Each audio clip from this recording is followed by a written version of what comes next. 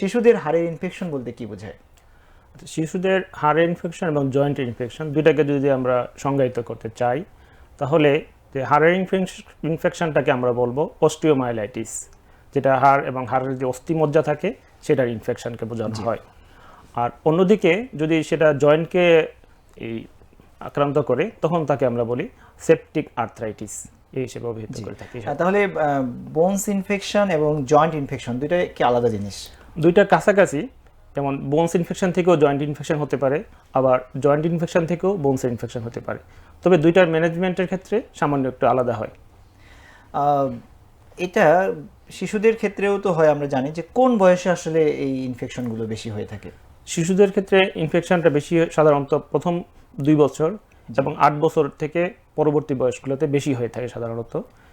জি। এবং যে শিশু যে আমরা অন্যভাবে চিন্তা করি যে শিশুদের যে ইনফেকশনটা কেন হচ্ছে, তো সেটাকে আমরা বলতে চাই, তো দেখা যাচ্ছে যে কতগুলা সরাসরি ইনফেকশন একটা অর্গানিজম বা জীবাণুর মাধ্যমে হচ্ছে, অথবা পরোক্ষভাবে হচ্ছে।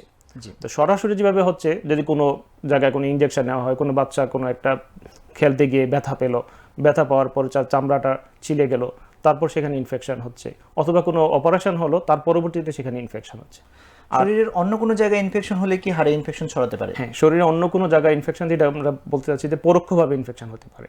তো সেটা যেরকম হতে পারে, কারণ কোনো বাচ্চার যখন দেখা যাচ্ছে তার চামড়াতে কোনো স্কেবিস জাতীয় কোনো রোগ আছে, অথবা তার রেসপিরেটরি ট্র্যাক্ট ইনফেকশন থাকে, শিশুদের শ্বাসকষ্ট এই ধরনের রোগ প্রায়ই হয়ে থাকে, সেই ধরনের রোগ থেকে হতে পারে, অথবা শিশুদের যে ডায়রিয়া, অন্যান্য রোগ থেকেও, অথবা শরীরে অন্য যে কোনো জায়গায় কোনো ইনফেকশন থাকলে সেই ইনফেকশনটা পরবর্তীতে হাড় এবং জয়েন্টেও আসতে পারে। হাড় এবং জয়েন্টে যদি ইনফেকশন হয়, বিশেষ করে শিশুদের ক্ষেত্রে, যেহেতু আমরা এটা নিয়ে আজকে কথা বলছি, এটা কি কখনো বিপজ্জনক হতে পারে এবং কি ধরনের বিপদ এখান থেকে আসতে পারে? হাড় এবং জয়েন্টে শিশুদের ক্ষেত্রে অবশ্যই বড়দের তুলনায় অনেক বেশি বিপজ্জনক। কারণ শিশুদের ক্ষেত্রে তার একটা গ্রোয়িং এজ থাকে, সেই বাচ্চাটা বড় হবে। যদি সেই হাড় এবং জয়েন্ট ইনফেকশনের কারণে তার গ্রোথ প্লেটটা আক্রান্ত হয়, তাহলে সেই বাচ্চা এই হাড়টা আর লম্বা হবে না। এই হাড়টা তার একটা যে আক্রান্ত অংশটা পরবর্তীতে তার ছোট থেকে যাবে। এই ধরনের একটা প্রবলেম তার পরবর্তী জীবনেও তাকে ভোগ করতে হতে পারে। অপারেশনের পরে এই ইনফেকশন হওয়ার ঝুঁকি কীরকম থাকে? অপারেশনের ক্ষেত্রে যে কী ধরনের অপারেশন সেটার উপর নির্ভর করে। অবশ্যই যে কোনো ধরনের সার্জারি, যে সেক্ষেত্রে আমরা যে পর্যাপ্ত পরিমাণে প্রিকশনস নিয়েই অপারেশন করা হয়।